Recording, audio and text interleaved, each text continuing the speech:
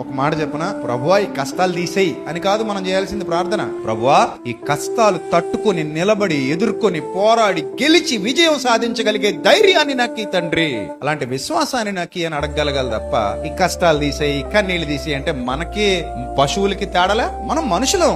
ఎన్ని కష్టాలు వచ్చినా ఎదుర్కొని ధైర్యంగా నిలబడగలిగే పోరాట పటిమ మనలో ఉండాలి. వీక్ అయిపోకూడదు, కరిగిపోకూడదు, గట్టిగా నిలబడాలి. ఇప్పుడు గుడ్డు ఉందా, గుడ్డు అలా వదిలేస్తే ఏమైపోద్ది? పగిలిపోద్ది. జస్ట్ ఇలా ఈ హైట్ నుంచి ఈ టేబుల్ మీద పడితేనే గుడ్డు ఏమైపోద్ది? పగిలిపోద్ది. ఆ గుడ్డు తీసుకెళ్లి నీళ్లలో పడి ఆ నీళ్ల కింద మంట పెట్టు. మంట పెడితే ఆ నీళ్లలో గుడ్డు ఏమైపోద్ది? మరిగిపోద్ది. ఇప్పుడు ఆ గుడ్డెలో పడి పగిలిపోయి మొక్కలైపోయి అందులో ఉన్నదంతా బయటకు వచ్చిందా? అవలా. ఆ పైన పెంకు మాత్రం పగులుతుంది, లోపల ఉన్నదంతా ఎలా ఉంది? గట్టిగా తయారైంది. ఎందుకట? వేడి వేడి నీళ్లలో మరిగింది. వేడి వేడి నీళ్లలో మరిగిన తర్వాత దాని ఆకారాన్ని మార్చుకుంది. అంటే భయంకరమైన విపత్తు, శోధన, కష్టం, కన్నీళ్లు వచ్చినప్పుడు ఒక గుడ్డే స్ట్రాంగ్ గా మారడానికి ప్రయత్నించి తన ఆకారాన్ని మార్చుకుంటుంటే, మనిషివి రోజు గుడ్లు తిని మనిషివి, నువ్వు అంతకంటే స్ట్రాంగ్ గా ఆ నీళ్లలాగా నీ కష్టాలు నిన్ను మరిగిస్తున్నప్పుడు మారలేవా?